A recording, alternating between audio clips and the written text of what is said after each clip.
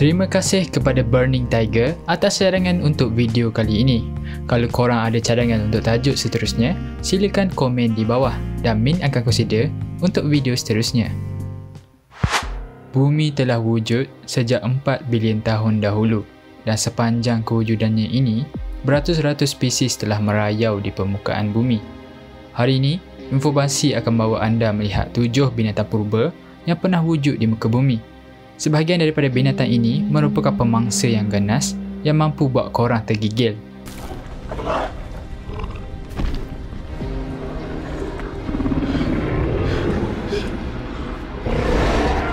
Dan ada juga dikatakan asal-usul manusia moden. Kepelbagaian binatang yang wujud dan penemuan fosil mereka ini memudahkan para saintis untuk mengenali haiwan-haiwan yang pernah hidup pada zaman prasejarah. Dan untuk pengetahuan korang juga, salah seekor daripada binatang ini pernah wujud di negeri Pahang. Kalau korang nak tahu, jangan ke mana-mana dan kena tengok sampai habis. Kalau korang tak subscribe lagi, silalah subscribe sekarang untuk lebih banyak video menarik. Baiklah, tanpa melengahkan masa lagi, jom kita tengok. Nombor 7.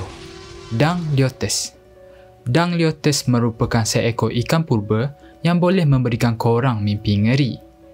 Ia dikatakan sebagai ikan dengan perisai dan rahang terbesar yang pernah wujud di muka bumi. Panjangnya mampu mencapai 10 meter, manakala beratnya pula sehingga 3,600 kg. Besar gila kan? Raksasa ini juga dikatakan sebagai seekor haiwan yang hypercarnivore, iaitu pemangsa yang terletak paling tinggi dalam rantai makanan. Walaupun binatang ini seekor pemangsa, namun ianya tidak mempunyai gigi dan taring. Sebaliknya, ia menggunakan paruh seperti burung bagi tujuan memburu mangsa. Kekuatan gigitan Dangliotes ini adalah bersamaan dengan gigitan seekor buaya atau seekor T-Rex.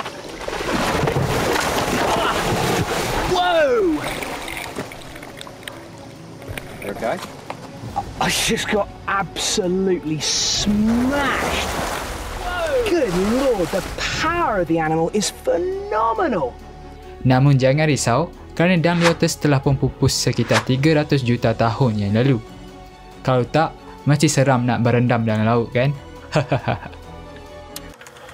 Nombor 6. Titan Noboa. Bolehkah korang namakan ular terbesar yang wujud sekarang? Min bagi clue. Korang pernah tengok movie pasal ular ni? Ya betul, ular terbesar yang wujud sekarang adalah tak lain tak bukan anaconda. The green anaconda, known as the heaviest snake in the world. They reach up to 25 feet long and can weigh more than 300 pounds. Tapi kalau nak dibandingkan dengan Titan Noboa, anaconda ini boleh disamakan dengan baby. Ular purba ini hidup sekitar 58 juta tahun dahulu dan menurut saintis, selama 10 juta tahun, Titan Noboa ini merupakan pemangsa terbesar yang wujud di muka bumi. Panjangnya mencapai 13 meter dan beratnya pula mencapai 1 tan. Bolehkah korang bayangkan besar ular ini? Jika dibandingkan, 2 ekor zirafah di tepinya, Titan Noboa ini masih lagi lebih panjang jika nak dibandingkan dengan zirafah-zirafah ni. Dikhabarkan Titan Noboa adalah lebih 2 kali ganda panjangnya dari ular terpanjang di dunia sekarang. Dan keluasan mulutnya mampu menelan seekor badak air. Titan Noboa tinggal di kawasan berpaya di mana makanan utamanya adalah ikan dan buaya purba. Pemangsa ini akan membelit dan menelan mangsanya dengan mudah dan di dalam perutnya pula, haiwan yang telan ini akan dipenyek dengan tekanan sebesar 1.5 kali ganda berat jambatan konkrit, menjadikan proses pencernaan Titan Noboa ini sebagai yang paling dahsyat dalam kalangan reptilia yang pernah wujud.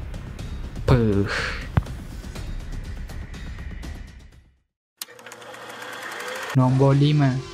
Quetzalcoatlus. Quetzalcoatlus dikategorikan sebagai haiwan terbesar yang pernah terbang di langit biru.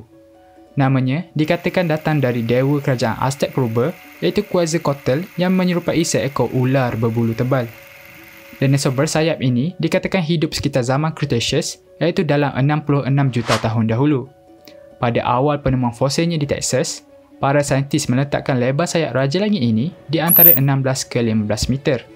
Tetapi kajian-kajian baru mendapati bahawa lebar sebenar sayap Quetzalcoatlus ini hanyalah sekitar 11 meter, walaupun telah dikecilkan sayap Quetzalcoatlus ini mampu mencapai lebar sebuah kapal terbang dan ianya juga dikatakan lebih 3 kali ganda lebar sayap burung terbesar yang ada sekarang, iaitu burung albatros. Jika berdiri pula, Quetzalcoatlus dapat mencapai ketinggian 5 meter, iaitu bersamaan dengan seekor zirafah. Para biologi masih lagi tertanya bagaimana haiwan sebesar ini mampu terbang. Satu teori mengatakan yang Quetzalcoatlus ini melancarkan badannya ke udara dengan menggunakan struktur sayapnya dari tanah. Gerakan ini mampu dilakukan olehnya kerana badannya lebih ringan daripada binatang lain. Struktur tulang Quetzalcoatlus dikatakan dipenuhi poket udara, membenarkan ia terbang dengan sangat laju. To stop. One study figured that Quetzalcoatlus could have soared at nearly 130 kilometers an hour, risen to heights of 4.5 kilometers, and stayed aloft for a week at a time. Nombor 4. Helicoprion. Helicoprion ialah moyang ikan jerung dan merupakan di antara spesies yang terselamat dalam zaman kepupusan Permian.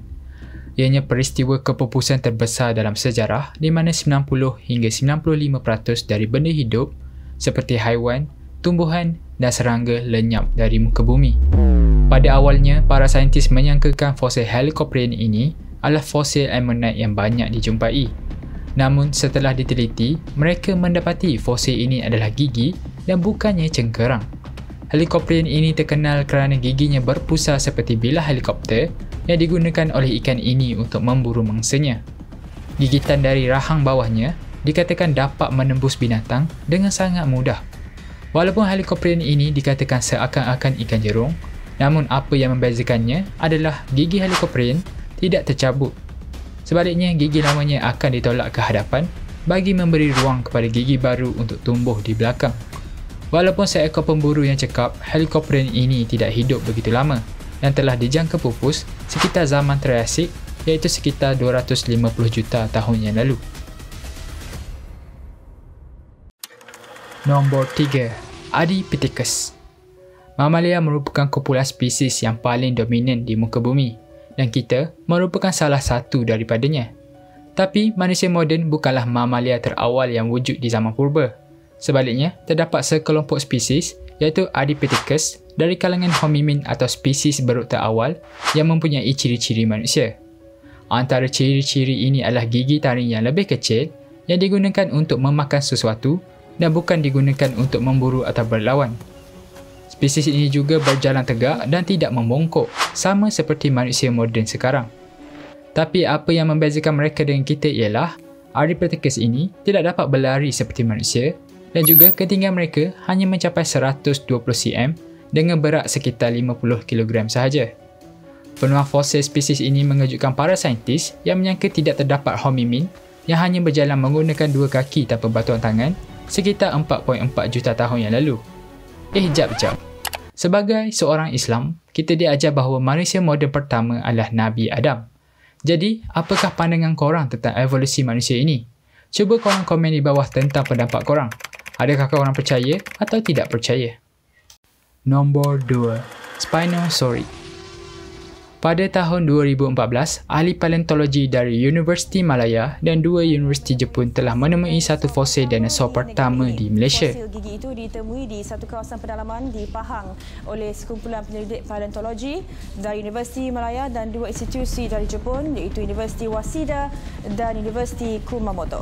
Fosil ini telah dikenal pasti datang dari keluarga dinosaur Spinosaurus iaitu pemangsa separa akuatik. Dinosaur Spinosaurus ini merupakan karnivor yang hanya memakan ikan dan daging. Salah satu dari dinosaur dalam keluarga ini adalah dinosaur seperti T-Rex yang cukup digeruni suatu ketika dahulu. Namun T-Rex hanya hidup di benua Amerika Utara yang suatu ketika dahulu dikenali sebagai Laramidia. Jadi kemungkinan besar gigi yang ditemui ini milik pemangsa lain seperti Spinosaurus yang bagi Ming tak kurang seramnya dari T-Rex.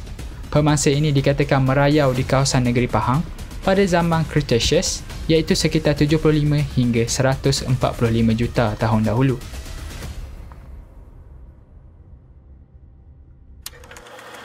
Nombor 1.